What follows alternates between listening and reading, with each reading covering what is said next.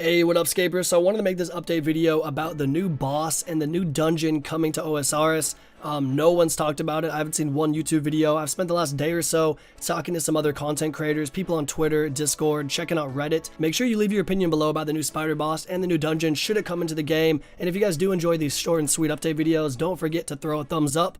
Let's jump into it. The new Forthos dungeon. To build upon the recent Hasidious rework and increase the richness of the continent, Mod West included a Hasidious dungeon in his original Hasidious rework blog. Since then, Mud Husky has worked on the design, now called the Forthos dungeon. It is almost ready to be pulled. As usual, we will adjust the content and poll questions based on your feedback. We are expecting to bring the new dungeon to the poll in a couple of weeks. Just glancing over this map of the dungeon, it honestly looks amazing. I like how they added the key as well. Everything is very distinct. You know where it's at.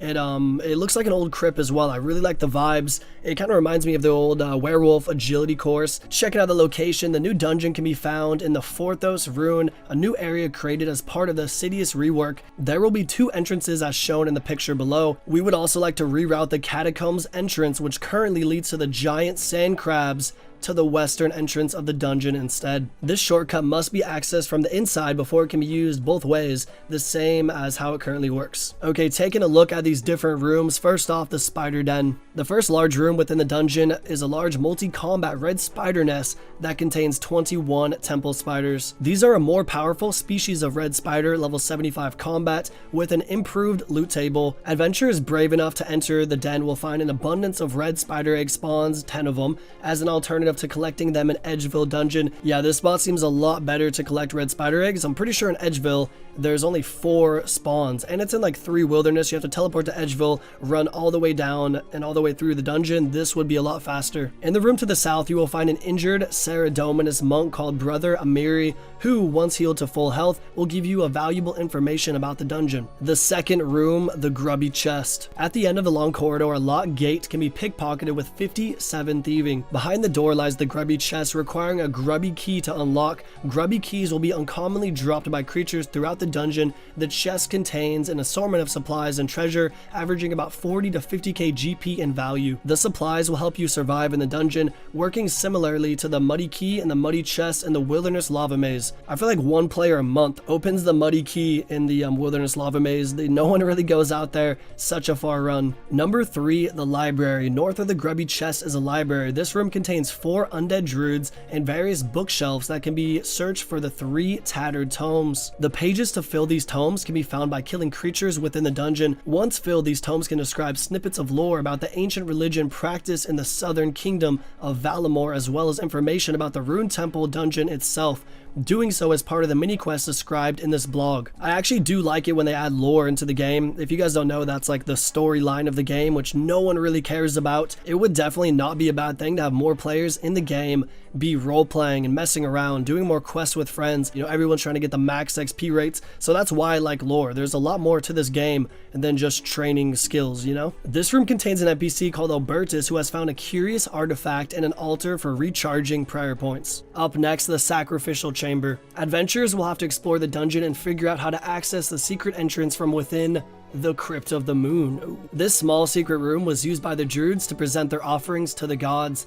Adventurers will have to explore the dungeon and figure out how to access the secret entrance from within the Crypt of the Moon. A lever can then be pulled, which will open a previously locked door north of the Scorched Grotto. Okay, this is pretty interesting right here. Oedin the Tanner has set up a small tanning stall in this chamber. While being useful, he does charge far higher prices than other tanners. However, this high cost can be reduced by completing tiers of the Karen Kebos achievement diary. In the center of this small room is a bone burner. This can be used to sacrifice bones for 3 times the base experience of burying them. Players who appease the gods by burning enough bones here will earn the temple key. This can be used permanently to unlock doors within the dungeon to make transversing it much easier. This was designed to give extra value to anyone slaying the nearby red dragons without competing directly with existing prayer experience rates from the Ectofunctus 4 times, Gilded Altar 3.5, or Chaos Altar 3.5 as well. This large room contains 6 red dragons and 5 baby red dragons. The west entrance leads to the library,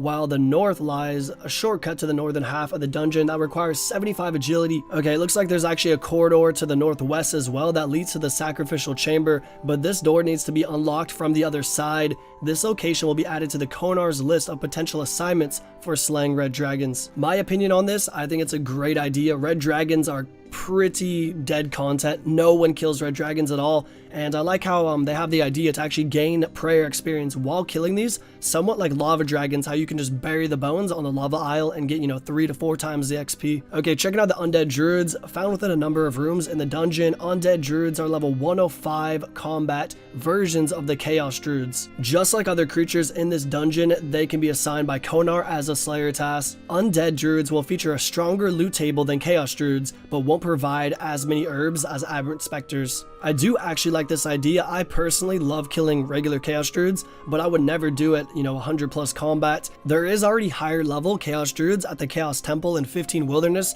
but it's pretty dangerous. Most players don't go there because it's in the wilderness, so this is a great alternative, and you can actually get this task assigned by Konar, a new mini quest called In Search of Knowledge. Once healed, Brother Ameri will tell you about the 3 tattered tomes found within the dungeon library. Each tome can be filled with 4 pages, which are uncommonly dropped by creatures within the dungeon. Once filled, the tomes can be handed into the Archaeus library, rewarding you with information regarding a hidden burial chamber within the temple, now home to Sarachnis, the mother of the temple spiders.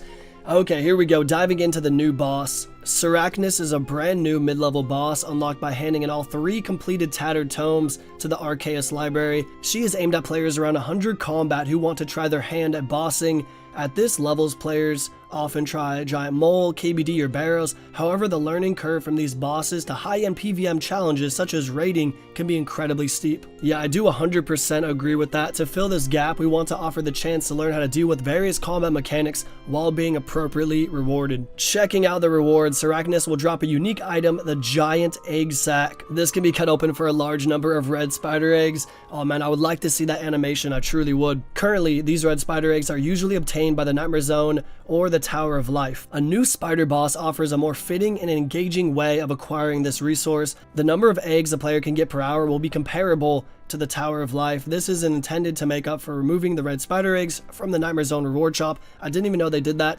I don't know how I feel about this. They should definitely add some more drops to this boss. I feel like it's only catered towards Iron Men that need red spider eggs, and you only need like 1,000 or 2,000 probably for your entire, Iron Man lifetime. I guess unless you're going to make a whole bunch of super restore potions. For mid-level players, we expect gold per hour rates to be competitive with Barrows. Okay, that's actually pretty good. High-level players can expect to make more, scaling from their ability to kill bosses faster. Sarachnis will have a similar reclaim system to the other instance bosses like Vorkath. A chest found outside her lair will collect your items upon death, which can be reclaimed for a fee of 50k. That isn't too bad. For the slayers among you, killing Sarachnis will count towards both Spider and Temple Spider Slayer tasks. If you have any ideas for the boss, including rewards, make sure you let us know. Last but not least, checking out the poll questions. Should the Forthos dungeon be added to oldschool RuneScape described in the blog?